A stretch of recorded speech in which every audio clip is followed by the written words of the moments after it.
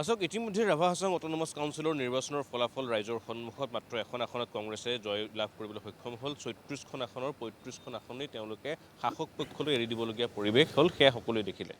তাৰ পিছত পঞ্চায়ত নিৰ্বাচন আহি আছে, তাৰ পিছতে বিধানসভা নিৰ্বাচন, আৰু সেই নিৰ্বাচনৰ কাৰণে অন্যান্য দলসমূহে যি সময়ত প্ৰস্তুতি সম্পূৰ্ণ আৰম্ভ কৰিছে, প্ৰস্তুতি তুংগত তুলিছে, সেই সময়ত কিন্তু কংগ্ৰেছে আজিৰ দিনটোতো অভ্যন্তৰীণ কণ্ডলত ব্যস্ত থাকিবলগীয়া হৈছে। প্ৰসংগ আপুনি উল্লেখ কৰিছে, কিন্তু কেৱল মাত্ৰ বৰপেটাৰ বিধায়কগৰাকীয়ে নহয়, ইয়াৰ পূৰ্বেও দুগৰাকীকৈ বিধায়ক নন্দিতা দাস আৰু শিৱামণি বৰাই পত্ৰ লিখিছিল দিল্লীলৈ, আৰু তাত উল্লেখ কৰা হৈছিল যে সেই স্থানীয় বিধায়কসকলক নজনোৱাকৈ, তেওঁলোকৰ সৈতে আলোচনা নকৰাকৈ ব্লক সভাপতিসমূহ ৰাজ্যিক সভাপতিয়ে নিযুক্তি দিছে, আৰু সেই নিযুক্তিত ক'ৰবাত ৰাজ্যিক সভাপতিয়ে নিজৰ আসনখন সুৰক্ষিত কৰাৰে চেষ্টা কৰিছে নেকি বুলিও সেই সময়ত চৰ্চা চলিছিল। একে সময়তেই এই বিষয়সমূহক লৈ শাসক পক্ষৰ ফালৰ পৰাও বিভিন্ন ধৰণে কংগ্ৰেছক আক্ৰমণ কৰি কোৱা হৈছিল যে সভাপতিৰ পদসমূহ, ব্লক পৰ্যায়ৰ সভাপতিৰ পদসমূহো বিক্ৰী কৰিবলৈ আৰম্ভ কৰিছে কংগ্ৰেছ নেতৃত্বই, আৰু সেই বিষয়ক লৈ চৌদিশে চৰ্চা বা প্ৰতিক্ৰিয়া অব্যাহত থকাৰ মাজতে এইবাৰ বৰপেটাৰ বিধায়কগৰাকীয়ে স্পষ্টকৈ উল্লেখ কৰিছে যে জানুৱাৰীৰ মাহতেই যি সিদ্ধান্ত গ্ৰহণ কৰা হৈছিল সেই অনুসৰি বিবাদিত যিকেইটা তাত ব্লক আছিলে সেইকেইটাত ৰকিবুল হুছেইন, আব্দুল খালেক আৰু স্থানীয় বিধায়কৰ তৎপৰতাত হ'ব।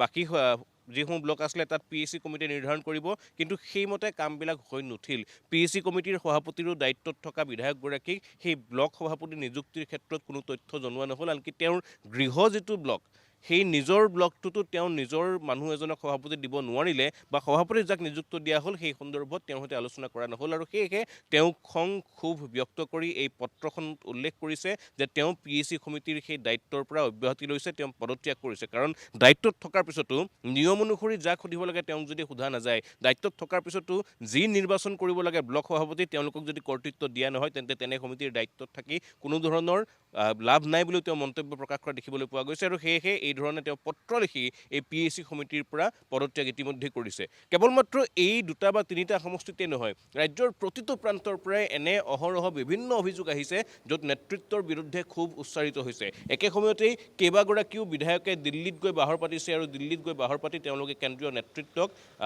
জনোৱাৰ চেষ্টা কৰিছে যে সভাপতিগৰাকী অসমৰ ইয়াত সলনি কৰিব লাগে, আৰু সভাপতি সলনি কৰি অন্য এগৰাকীক সভাপতি নিযুক্ত কৰিব লাগে। সেই সন্দৰ্ভতো ভূপেন বৰাই প্ৰতিক্ৰিয়া প্ৰকাশ কৰি গৈছে যে এই ধৰণৰ কথা নহয়, তেওঁলোকে বিধানসভাৰ খালী হৈ থকা পদসমূহে তাত বিচাৰি গৈছে বা সেইসমূহ দিব লাগে বুলি আহ্বান জনাইছে।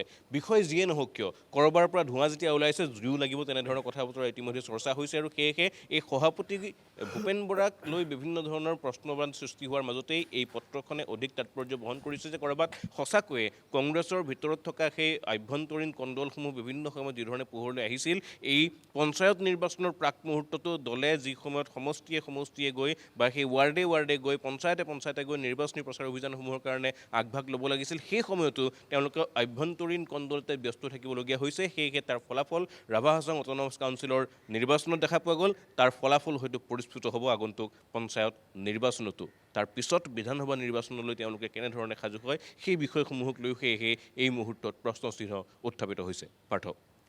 ধন্যবাদ জ্ঞাপন কৰিছোঁ মনজিত এই মুহূৰ্তত আপোনাক। আৰু এনেকৈ দেখিবলৈ পোৱা গৈছে এতিয়া কংগ্ৰেছৰ ভিতৰৰ অন্তঃকণ্ডল বিদ্ৰোহে পুনৰবাৰ দলটোক থকা সৰকা কৰিবলৈ আগবাঢ়িছে।